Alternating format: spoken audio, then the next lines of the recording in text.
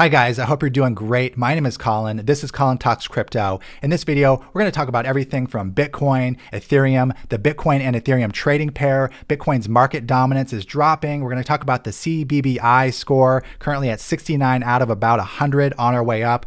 And are we at the top of the bull run? Do we have a ways to go? I'll let you know what I think, and I'll show you some charts that back that up. And lastly, we're going to talk about staking Ethereum on the Ethereum 2.0 blockchain and different options that you have to earn 6% or more on your Ethereum tokens. Thanks for joining me.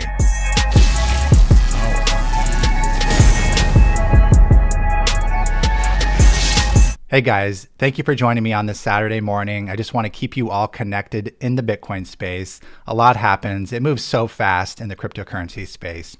So right now, the CBBI score, the confidence that we are at the peak, is currently at 69. I know that Elon Musk would be proud of this score, and the only other number he'd probably love to see here is a 420, but I doubt we'll ever see that particular score. And basically the CBBI, which can be found at cbbi.info, is a website that myself and Camille, a developer from Poland, created to help us track our progress to the next Bitcoin bull run peak.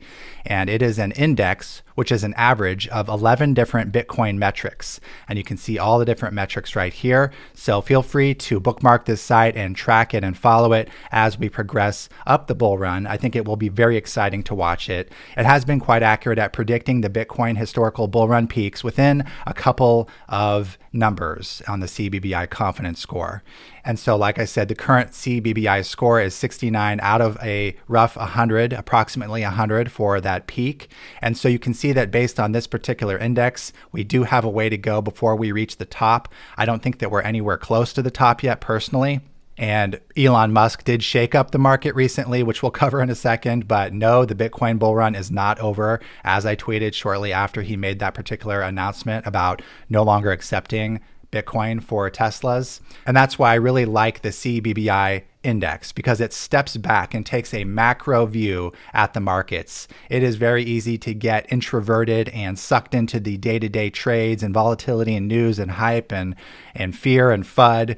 And it doesn't really matter when you step way back. And when you step way back, the picture becomes very clear, in my opinion, that we are not at the top yet. And that, if anything, it looks like we are still continuing to do, as I suspected, a double top.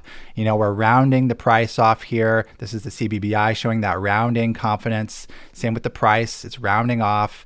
And I think that we do have a ways to correct. And in fact, let's jump over to the charts and check this out. So this is Bitcoin and Ethereum. Bitcoin is in orange, Ethereum is in purple. Let's just hide the ETH chart for right now. You can see that the current price of Bitcoin at $50,600 has just recently bounced off this support line right here. It's the second time it bounced off this support line recently.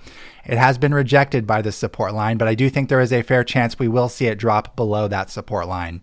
Whether it breaks past this next support line at around $43,000 is yet to be seen, but you know, it all kind of dovetails into my suspicion that the bull run peak will play out by the end of this year, by anywhere between September and January of 2022.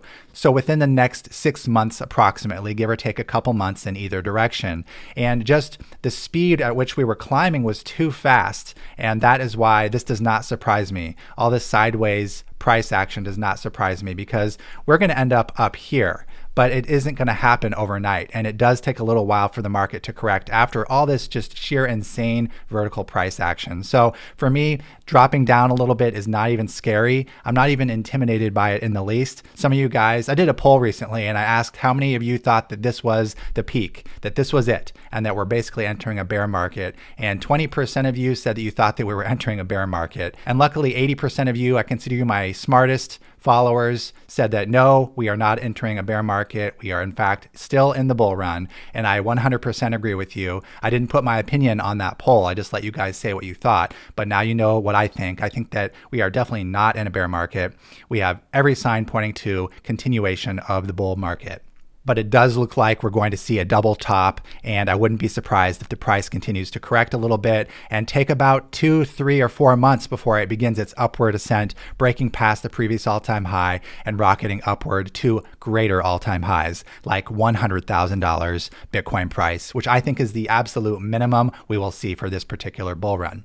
Now, I just enabled the Ethereum line, which is the purple line here, and you can see that really since about the end of March, right here where my cursor is, the price just started going vertical on Ethereum. And while Bitcoin has basically flatlined or actually even started downtrending on an average slope here. So Ethereum has been uptrending, Bitcoin has been downtrending. And that picture is really painted clear when we look at the Ethereum to Bitcoin trading pair, how many Bitcoin it takes to buy an ETH. And you can see that the ratio has been climbing dramatically recently. We've gone from about 0.03 on this trading pair to 0.08. So about 2.5x the gains if you had been holding Ethereum for the past month and a half or so versus just holding Bitcoin, because Bitcoin has been going sideways and Ethereum has been climbing tremendously. So the gains are currently with Ethereum. And you can see this play out in the global market cap dominance. And the orange line here is Bitcoin's dominance. Recently it was as high as 70%. And right now it's dropped down to below 50%. It's 44% for the Bitcoin dominance. Not unlike we saw back in 2017. And guess what? We have again a repeat. We have Ethereum picking up the slack up to an 18.5%. Again, a repeat performance back like we saw over here in 2017 when Bitcoin was congested and Ethereum was picking up some of that slack and we almost had a flipping of market caps. And I do think that it is entirely possible that this bull run, for at least a short period of time, we will possibly see a flipping of market caps. We will actually see for the first time in crypto history, Ethereum outpace or become a bigger percentage of the market cap dominance than Bitcoin. And so it will be very exciting to watch that happen. So Bitcoin is on a downward sloping dominance for the past 12 years since its inception. And that's due to the fact that there are a greater and greater number of altcoins diluting the supply out there. But there are a couple of big ones like Ethereum, namely, that are not going away and just continue to seem to be biting and barking at the heels of Bitcoin. And with things like Ethereum Improvement Proposal 1559 and Ethereum 2.0 and Layer 2 scaling for Ethereum, it just is accelerating at a rapid pace. Ethereum has advanced smart contract capabilities. Bitcoin does not. And Ethereum has a tremendous user base and developer base. And I really see Ethereum as being a strong contender for a potential someday inevitable takeover of number one on CoinMarketCap. I think at first it'll be momentary, and then I think it could be lasting in 10 years from now. It could be the number one dominant player. And there's a lot of ramifications if that were to happen in terms of what is the true store of value here, especially when Ethereum's inflation rate drops below that of Bitcoin. And so it will be interesting to see.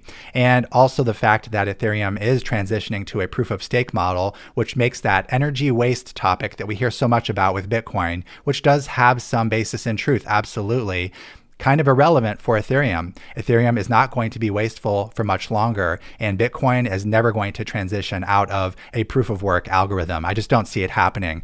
Proof of work is built into the inherent nature of Bitcoin. So that will be its consensus algorithm forevermore. But Ethereum is migrating to proof of stake. That has been on the roadmap for the past 7 years or more, really since the beginning of Ethereum. And so it will be exciting to see what changes that brings, because we are starting to hear big players, rightly or wrongly, harp on Bitcoin's wastefulness of electricity. But let's take a look at what Elon Musk says first, and then I'll break this down for you guys. So Elon Musk recently, like 2 days ago, posted, Tesla has suspended vehicle purchases using Bitcoin. Oh my God, FUD, market crash. We are concerned about rapidly increasing use of fossil fuels for Bitcoin mining and transactions, especially coal, which has the worst emissions of any fuel. Now, this is a little interesting. Take into account the fact that Elon Musk has rockets which burn enormous amounts of fuel, burning up, going into the atmosphere over and over. And maybe that's not the same order of magnitude as an entire fleet of global vehicles running on fossil fuels. But Basically, Elon Musk is pointing at Bitcoin as being wasteful in this regard. And it's not totally true because there is a lot of green energy used to power Bitcoin mining. And I don't think that Elon Musk is totally in on that information. I don't know where he did his due diligence exactly, but it does seem like he isn't totally tracking on the green energy aspect of Bitcoin mining. Now, that being said, I think that there is validity. Bitcoin is the biggest energy gobbler of every cryptocurrency, of any cryptocurrency on CoinMarketCap. It just is. If you're going to deny that, you're not being honest with yourself. Bitcoin uses a lot of electricity. It uses more electricity than many smaller countries. And that is a issue, I would say. That is something to take note of. So anyways, Elon kind of crashed the market by like 30% by saying that cryptocurrency is good on many levels and we believe it has a promising future, but this cannot come at great cost to the environment. Now, the key takeaway, I think, of this whole message here is really this. Tesla will not be selling any Bitcoin, and we intend to use it for transactions as soon as mining transitions to more sustainable energy. We are also looking at other cryptocurrencies that use less than 1% of Bitcoin's energy per transaction.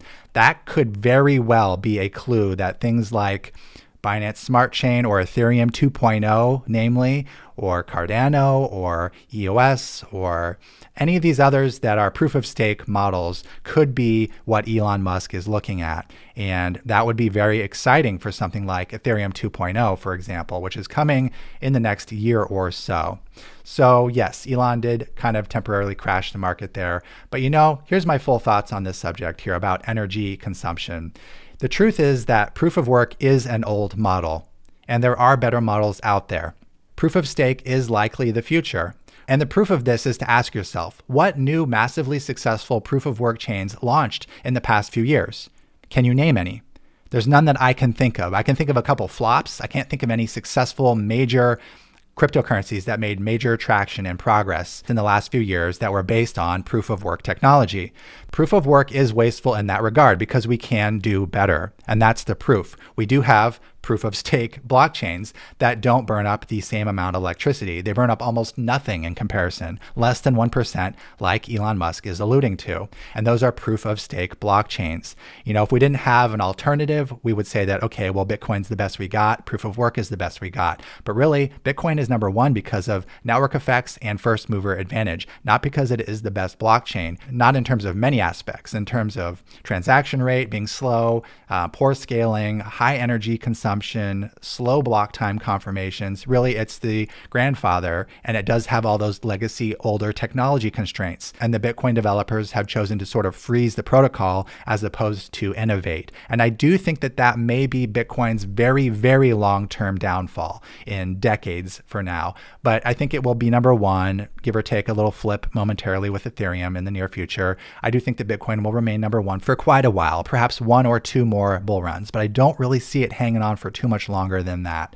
So we can do better. Proof of stake is better. There are many proof of stake blockchains out there that do not burn up all this electricity. Bitcoin is old, and it is old technology, and that is the fact of the matter, if you like to hear it or not. I still hold Bitcoin because it is number one, and I will probably continue to hold some Bitcoin for a while, but I do consider blockchains like Ethereum 2.0 extremely strong contenders for taking over that number one spot, or at least significantly gobbling into the market caps of things like Bitcoin. And while we're at it, while we're talking about Bitcoin and Ethereum, I want to play you this little clip here. This is Robert Kiyosaki. He just did a video recently. He's the author of Rich Dad, Poor Dad, a very popular book of which I've read the whole thing, and I highly recommend it. And he says that he holds Bitcoin and Ethereum. I did not know about the Ethereum. Let's hear it from his own mouth. Welcome back, Robert Kiyosaki, the Rich Dad Radio Show, the good news and bad news about money. And today we're talking about its QE infinity, why they have to keep printing. But the bigger question is the gold, silver, or crypto. And FYI, we don't endorse anything, although I own all three, including Ethereum. So I did not know that, but I think he is very smart for holding Ethereum. All right, and moving on, I want to show you one quick update we did to the CBBI metrics, because a lot of people's attention had been on the Bitcoin search term. It was like at 2% forever. It was never really going past 5%, and it was pulling all the other scores down. And so we took a look at it, and I think we've come to a very good solution on how to make the Bitcoin search term a little more useful, a little more predictable as far as determining when the peak will arrive. And so, as you know, all these 11 metrics are averaged into the CBBI score, which is currently 69, and currently the Bitcoin search term on Google Trends is at a 23% now. You'll notice it jumped up quite a bit. And that's because we did reevaluate how we are analyzing this particular metric. And the best way for me to show you this is to show you two charts. On the left is the previous way that the CBBI was interpreting the metric and scoring it. And the right chart is the new way that the CBBI is interpreting the Google search trend term for the term Bitcoin. So you can see there's a lot more movement in the middle ranges. The peaks are still very pronounced. And so basically it still gives the highest weight of importance to the peaks, but it pulls up all the lowest values and sort of makes them more useful. So you can see when you're getting close to the peak, like right here. See, this area right here is the equivalent of this right here. And it just doesn't become as useful as it is right here, where you have more of a ramp up, more of a leading to the actual peak. So we made this modification because I think that it is more accurate and I think that it is more useful. Like, we're not here just to spew numbers back and forth. We're here to have something that is human useful for humans determining when there is a peak. And we determined that this is more useful for determining when there is a peak than the previous method, which basically just bottomed out at a 0 for like 3/4 of every bull run and just added no real value. And now there's a bit more of a curve and there's a bit more useful value on the way up to that peak. So I just wanted to show you that change that we made to the CBBI for the Bitcoin search term. And I think that that is contributing to a more accurate index here. And lastly, let's talk about staking on Ethereum, because I am super excited about this. I talked about this in a podcast recently. Now I'll show you with some visuals. So there's two platforms that I'm personally going to be staking some of my Ethereum on. I'm not going to be staking all of it. I'll probably stake like 10% of my ETH or 20% at most, because I don't want to risk it all in some smart contracts, but I do want some of that passive return. So decide for yourself what risk is acceptable to you, and then maybe split it up like I'm doing here amongst different platforms. So the first is Lido.fi, and basically you connect your wallet, you click stake, it's really easy, and you send your Ethereum to the Lido.fi smart contract and you get some staked ETH in return. And it's a new token, it's like a placeholder token, it's STETH, and you can actually trade with it, you can do DeFi with it, so you can actually use it while you're making a passive income on your staked ETH in the Ethereum 2.0 blockchain. And the value of these staked ETH tokens on the Ethereum 1 blockchain, the ERC20 token, is worth almost exactly the same as the Ethereum token that you staked. So it's really cool. It's actually retained almost all of its value, and you can do things in DeFi with it in the meantime. So it actually frees up some of your liquidity. And if you were to stake directly on the Ethereum 2.0 blockchain and spin up your own node, which you can do, you are forced to use a minimum of 32 ETH, which you're not required to do on Lido.fi. If you have half an Ether token, you can stake that on Lido.fi. Or if you have 100 Ether tokens, you can stake those on Lido.fi. You don't have to use an even increment or multiple of 32 ETH like you do if you're staking directly in the Ethereum 2.0 blockchain. So I really like the Lido.fi platform. There's $1.4 billion worth of Ethereum locked up currently, and that number has grown quite a lot recently. I think it was at 1 billion the last time I looked at this. So this is the first platform that I'm using. It comes highly regarded. It is not risk-free. The current APR is 5.1%. That's a little bit less than last time I saw this. I think it was 7% the last time I saw, and it probably depends on how many people are staking, because you are competing for those Ethereum 2.0 staking rewards. So it's sort of a supply and demand thing. The more people staking, the less rewards are given, and it will balance out in an equilibrium eventually. So 5.1 is still pretty good return. And the other platform I want to show you is Coinbase. So Coinbase allows you to stake as well. And basically Ethereum 2.0 staking has begun on Coinbase. Customers will be notified when they have been moved off of the waitlist and can start earning up to 6% APR in rewards. The waitlist remains open for those who have not yet joined. And you can join the waitlist by going to this link right here. It's coinbase.com/staking. And I'll put that in the description below. But if you just type that in, coinbase.com/staking, you will be able to sign up on the wait list. And when you get approved, it took me less than a week, I think, to get approved. Then you can start staking on Coinbase in addition to Lido.fi. And so what I'm doing, let's say I want to take 10% of my Ethereum and I've decided to stake that on the Ethereum 2.0 blockchain using these methods here. Well, basically I would take 5% and put that on Lido.fi and 5% and put that on Coinbase. And that way I'm distributed and diversifying my risk a little bit between the two platforms. And for Coinbase, it's a similar APR. You get about 6% return on your Ethereum that is staked. Now keep in mind, on both of these platforms, you cannot do anything with your actual ETH tokens while they are staked. With Lido.fi, you can use them in DeFi, and that is actually the superior option right now. And so for Coinbase, let me read you this. After staking, you'll be unable to trade, send, or sell the Ethereum you've staked until the Ethereum 2.0 upgrade is complete. However, later this year, we expect to offer a way for you to trade your staked ETH. Stay tuned.